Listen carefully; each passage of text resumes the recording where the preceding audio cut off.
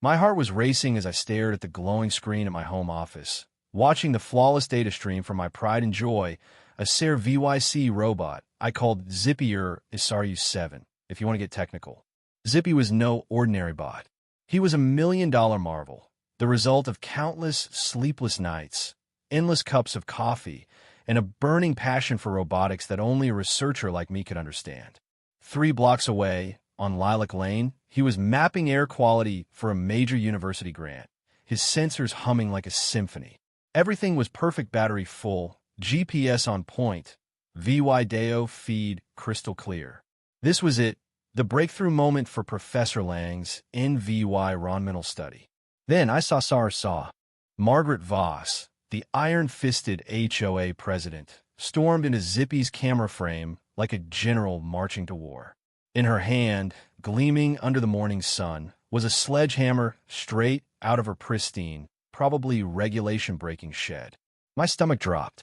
"No, Margaret," I whispered, already halfway out of my chair, scrambling for my sneakers. "Don't you dare." But oh, she dared. Before I could even yell, she swung that sledgehammer with a primal grunt. The screen exploded in sparks, composite materials crunching like bones. Zippy's feed cut to static, a digital scream that tore through me. Every green light on my dashboard blinked, then bled red. He was gone. My life's work, smashed to bits by a Do-La 10 tool and a suburban dictator's rage. I don't remember grabbing my keys or slamming the door. My feet pounded the pavement, lungs burning, as I sprinted to Lilac Lane. There she stood, Margaret, looming over Zippy's mangled corpse, sledgehammer propped on her shoulder like a trophy. She looked proud, as if she'd just saved the neighborhood from a zombie apocalypse. Zippy was a wreck, his casing split open, sensors shattered in a glittering dust, one delicate arm twisted at a sickening angle. Smoke curled from his core. "Margaret!" I gasped, skidding to a stop, my voice shaking with fury and grief. "What have you done?" "That's a university research robot, worth more than your house." She sniffed, smug as ever. "Oh, hi, Sam. Just handling an HOA violation, as is my duty." This thing was trespassing, operating without a permit, and scaring Mrs. Larson's prize poodle, Tinkerbell. Bylaw 23, subsection D, bans unauthorized wheeled contraptions. I was speechless. "It's a state-of-the-art research tool, Margaret," I choked out. "It had permits, city approval, everything. It was collecting data to help this community." She scoffed.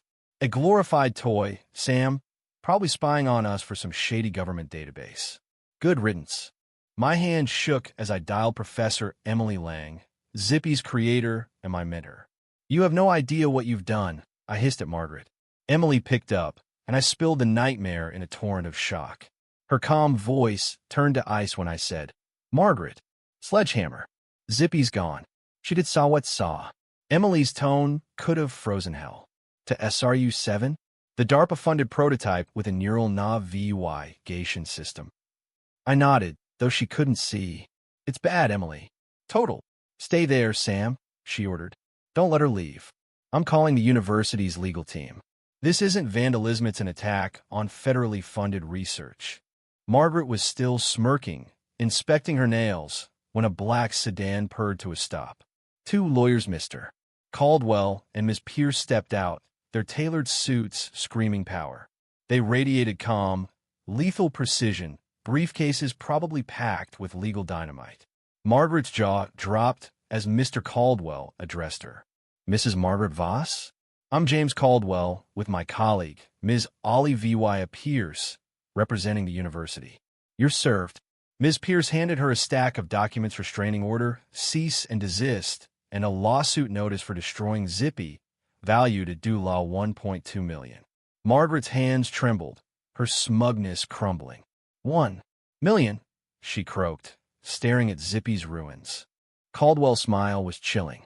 "That thing was a critical asset, Mrs. Voss. Its destruction cost us irreplaceable data and years of research. Secure a lawyer. You'll hear from us." As they left, a police cruiser rolled up. Officers Bennett and Cole, our town's weary cops, surveyed the scene: Zippy's wreckage, Margaret clutching legal papers, me looking like I'd seen a ghost. "What in tarnation?" Bennett muttered.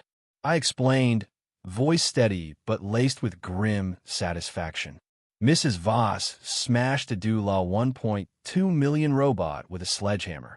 Ms. Pierce, lingering, added, "We're pressing felony charges. Zippy's sensors likely recorded her attack. We request forensics secure the EVY Denke." The cops' skepticism vanished, and they cordoned off the area. The fallout was swift.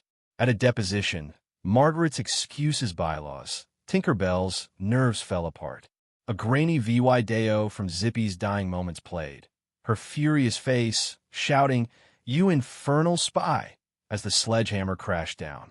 Her lawyer, a nervous Mr. Tate, begged for a recess.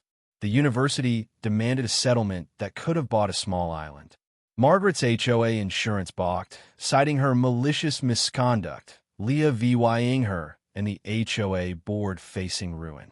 The board ousted her, stripped her titles, and slapped homeowners with an emergency levy, sparking neighborhood fury. Margaret's house went up for sale, and she became a pariah, scurrying from her car to avoid glares. Meanwhile, Emily secured funding for SRU-8 Zippy Phoenix. Stronger, smarter, with a titanium chassis and a Margaret detector that blared Wagnerian opera if anyone wielding a blunt object got too close. Months later, Zippy Phoenix rolled down Lilac Lane, gleaming, its sensors humming. Neighbors watched, not with suspicion, but awe. Someone left flowers by my mailbox, signed, "Friends of Science in Tinkerbell," who was never scared. Margaret's reign was over.